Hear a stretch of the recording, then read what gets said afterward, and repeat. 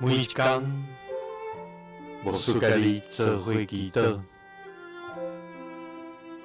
今仔日是11月25，哥林多前书10章23到24节安尼讲：凡事拢通，总是无拢有利益；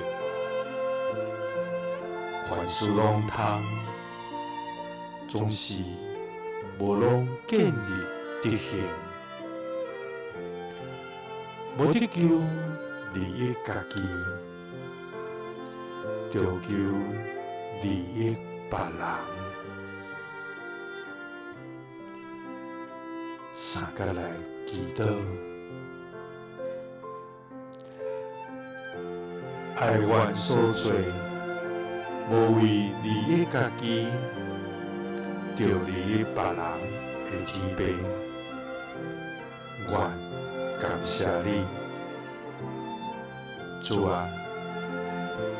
你是全知、全智、全能的真活上帝，恁主爱因带阮，用真理光照阮，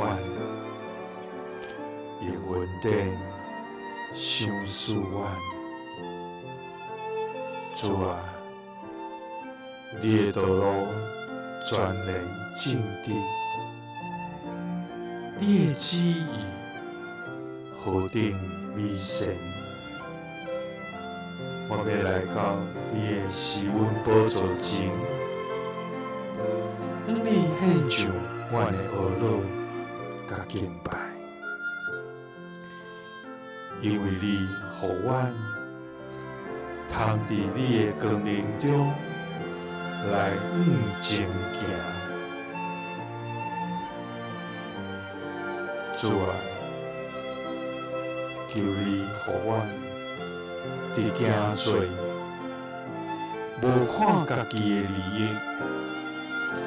乃是先思考这事是毋是应要你造就人，也是通予人来照顾你。主啊，因为阮凡事拢通，总是无拢有利益；凡事拢通，总是无拢建立德行。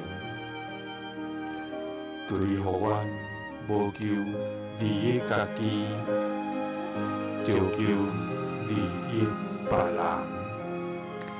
祈祷是奉主耶稣基督的圣名，阿门。耶稣听你，赐你平安。